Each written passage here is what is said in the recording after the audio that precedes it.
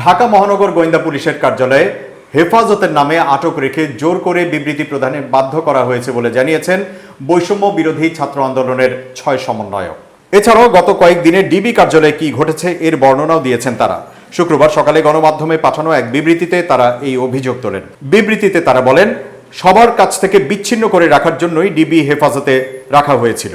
আন্দোলন প্রত্যাহার করে ডিবি অফিস থেকে প্রচারিত ৬ সমন্বয়কের ভিডিও স্টেটমেন্টটি আমরা স্বেচ্ছায় দিইনি।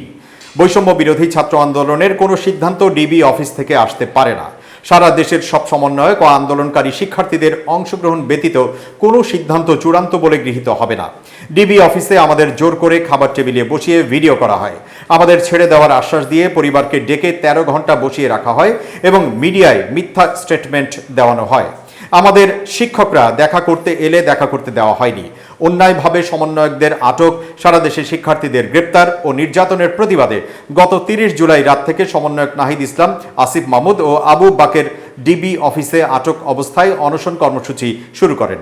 সে খবর জানামাত্র সার্জিস আলম, হাসনাত আবদুল্লাহ ও নুসরাত তাবাসসুমও অনশন শুরু করেন।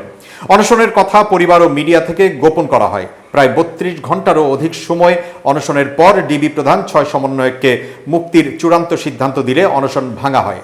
আমাদের ১ আগস্ট দুপুর ১টা ৩০ পরিবারের জিম্মায় ছেড়ে দেওয়া হয়। গত ৭ দিন ডিবি অফিসে আমাদের ও আমাদের পরিবারের সাথে নানা হয়রানি, নির্যাতন ও নাটক মঞ্চস্থ করা হয়েছে। আমরা এর তীব্র নিন্দা ও প্রতিবাদ জানাচ্ছি।